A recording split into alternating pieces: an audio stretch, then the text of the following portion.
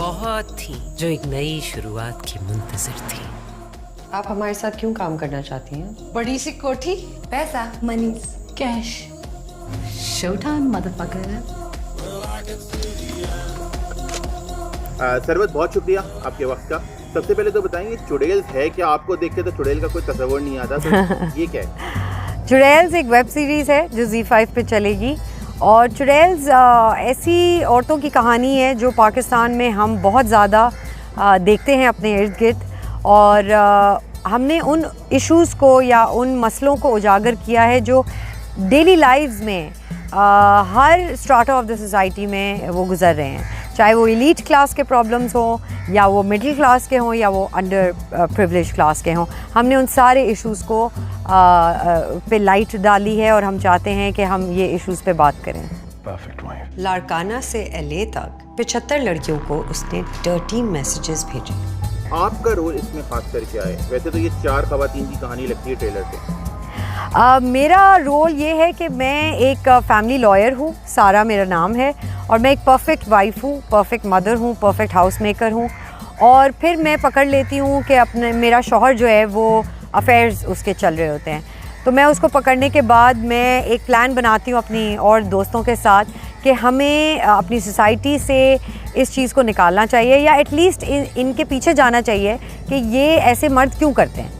और उस पूरे सिनारियो में हमारी एक छोटी सी टीम बनती है जिसके साथ हम लेके उनका नाम चुड़ैल्स पड़ता है, क्योंकि जो भी औरत अपनी इस सोसाइटी में अपने लिए आवाज़ उठाती है, अपनी साथी के लिए आवाज़ उठाती है या कोई भी बात करती है, उसको करार दिया जाता है कि वो चुड़ैल है। तो हम वही चुड़ैल हैं जो अपने राइट्स के लिए खड़े हो रहे हैं। अगर आपको लगता है कि आपका शौहर बेवफा है और आपको सबूत चाहिए तो आप हमें कॉल करें। जासूसी मैं हाजिर। ये 4 ख़वातीन की जो कहानी है ये बहुत आम फहम लगती है। सेक्स एंड द सिटी अगर हम ले लें या हम 4 मोर शॉट्स ले लें अमेज़ॉन का, तो क्या ये उसी किस्म की एक पाकिस्तानी कोशिश है? बिल्कुल भी नहीं है। ये बहुत सीरियस भी है and at the same time बहुत थ्रिल भी है। There is a lot of drama, there is a lot of realness in this. 4 more shots या sex and the city was very glamorised. This is not glamour. This is real issues of women coming from different parts of the society, what they face every day. तो इसमें reality ज़्यादा आपको नज़र आएगी। आपको glamour भी हल्का फुल्का नज़र आएगा, लेकिन आपको वो सीक्रेट्स और डार्क सीक्रेट्स इस सोसाइटी के नज़र आएंगे जो कहीं नहीं आपको नज़र आएंगे। आप इस तरह के रोल करना बहुत पसंद करती हैं, आप आम जिंदगी में भी बहुत हैं, तो आपने क्या ये लॉयर का रोल इसलिए लिया था कि आप ज़रा वोकल हैं ज़्यादा? नहीं, ये रोल आसिम ने ख़ुद मुझे सजेस्ट किया था। एक्चुअली सारा यस मुझे लगा कि सारा बहुत मेरे जैसी है। वो विमेंस राइट्स पे बात करती है, मैं विमेंस राइट्स पे बात करती हूँ। वो चाइल्ड अब्यूज़ पे बात करती है, मैं चाइल्ड अब्यूज़ पे बात करती हूँ। वो औरतों को अपने साथ अपलिफ्ट करके चलना जानती है, मैं वैसे ही हूँ। So there were a lot of qualities of Sara that I could understand and relate to. तो आई थिंक इसलिए मेरे लिए आसान हुआ ये करना। चलें, ये अच्छी बात है कि ज़्यादा मुश्किल नहीं पेश आई, आपको अपने जैसा रोल मिला।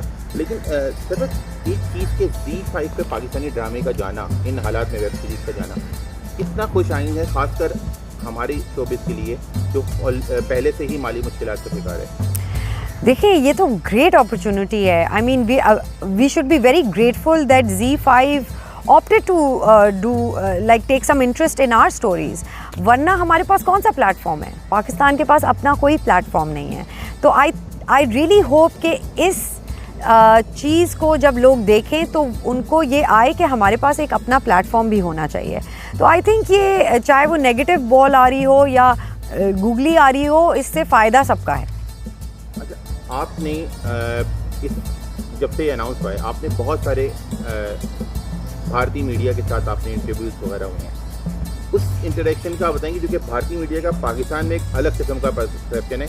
हमारे नज़दीक वहाँ का हर शख्स अर्नब गोस्वामी है। आपने कैसा पाया उन्हें?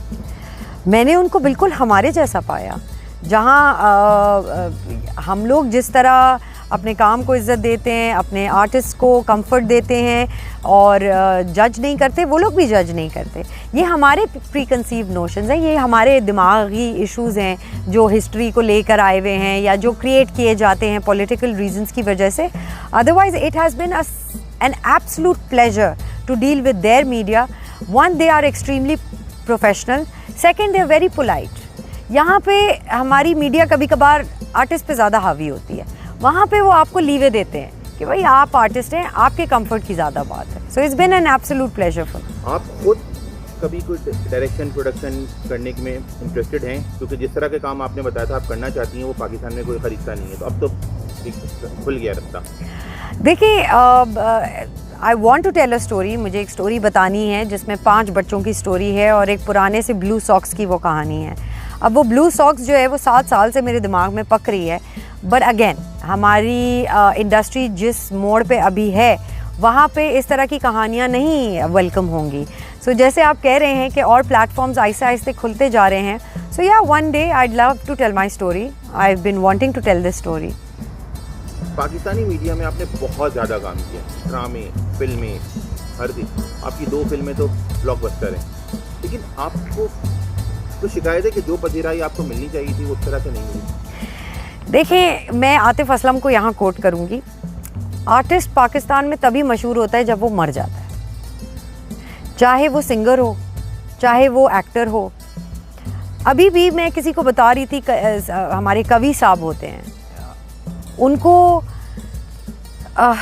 It's just really sad that जितना आर्टिस्ट मेहनत करता है, जितना सीनियर आर्टिस्ट हमारी इस इंडस्ट्री के लिए मेहनत करता है, उनको वो एक्नॉलेजमेंट, वो रिवॉर्ड्स, वो अवार्ड्स नहीं मिलते.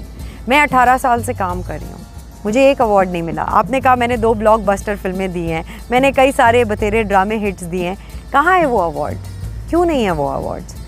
क्योंकि बहुत सारी कॉम्प्लिकेशंस हैं. It's not so simple, it's not very clear cut. But at the end of the day, I mean, I'm working because of my passion. मैं अपने passion के लिए काम करती हूँ. Obviously, दिल आपका दुखता है. एक आर्टिस्ट काम कब करता है? एक आर्टिस्ट किस लिए काम करता है? एक आर्टिस्ट सिर्फ ताली के लिए काम करता है, और जब उसको वो ताली नहीं मिलती तो अफसोस ज़रूर होता है.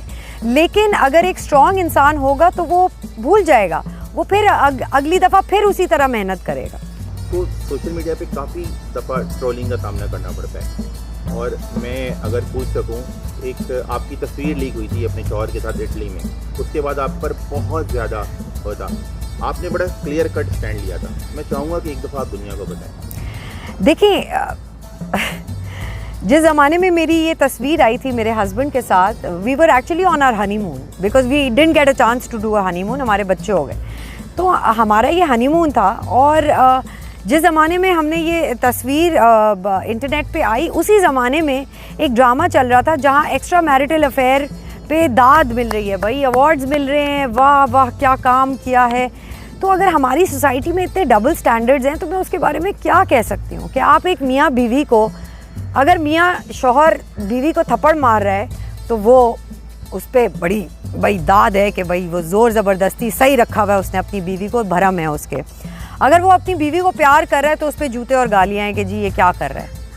ये कौन से स्टैंडर्ड्स हैं? ये कौन सी एक बुफे उन्होंने लगाया हुआ है कि आप आएँ और आप चूज़ करें कि आपको अपनी सोसाइटी में क्या बनाना है, आपको अपने क्या कहेंगे नॉर्म्स और वैल्यूज़ को क्या बनाना है. ये एक बुफे टेबल है, जिसकी मर्ज़ी आए वो चूज़ करके चला जाए. मेरी मर्ज़ी थी, मैंने आके चूज़ किया कि मुझे क्या करना है. But at the same time I feel क्योंकि हम आर्टिस्ट हैं तो इसका मतलब ये नहीं है कि आपको राइट मिलता है कि आप अपने घर पे इंटरनेट है क्योंकि आपके पास, तो आप कुछ भी कह दें. एक सोशल मीडिया की या एक इंटरनेट पे होने की भी रिस्पॉन्सिबिलिटी है. अगर हमारे ऊपर रिस्पॉन्सिबिलिटी है तो देखने और बोलने वाले के ऊपर भी रिस्पॉन्सिबिलिटी बनती है. लेकिन इस तरह से जो सोशल मीडिया पे चीज़ें होती हैं, कई फनकार जो हैं वो डिप्रेशन में चले जाते हैं, बहुत सारे परेशानियों का शिकार हो जाते हैं. आपके ख्याल में क्या वक्त आ गया कि अब इसके ऊपर कुछ संजीदगी से काम किया जाए कि हैरेसमेंट है ऑनलाइन, इसको ख़त्म किया जाए, रोका जाए, कम किया जाए कम अज़ कम? देखिए, ये जब तक एजुकेशन हमारे पाकिस्तान में नहीं आएगी ये ट्रोलिंग कम नहीं होगी. It's all a matter of being uneducated. जब आप अनएजुकेटेड होते हैं तो आप एक छोटी सी माचिस की डब्बी में आपका दिमाग होता है और उससे बाहर नहीं निकल सकते. उससे बाहर निकल के सिर्फ आप जज कर सकते हैं और सिर्फ पॉइंट कर सकते हैं फिंगर्स कि ये गलत है, ये गलत है, इसमें ये गलत है, इसमें ये गलत है. जब तक आप अपने आप में इंट्रोस्पेक्ट नहीं करेंगे, आप अपने आप के बारे में नहीं देखेंगे. मेंटल हेल्थ पे हमारे वहाँ बात नहीं करते. डिप्रेशन जाए तो कहाँ जाए? Mental health is a major issue of Pakistan. उस पर कोई बात ही नहीं करता। प्रॉब्लम सारी ये है कि अगले को आप बेवकूफ़ और बुरा समझते हैं, अपने आप को परफेक्ट समझते हैं। तो ये कॉन्सेप्ट सोसाइटी का चेंज होना है। और ट्रोलिंग पे जहाँ तक बात है, तो आई थिंक आर्टिस्ट को अपने वज़न पे, अपने पैरों पे खड़े हो के, अ लॉट ऑफ टाइम्स होता था मैं नहीं बोलती थी, मैं इग्नोर करती थी, लेकिन जहाँ एक वो थिन लाइन क्रॉस कर दी जाए, वहाँ पे आर्टिस्ट को अपने लिए स्टैंड लेना बहुत ज़रूरी है। बहुत शुक्रिया सरवत आपका। Thank you.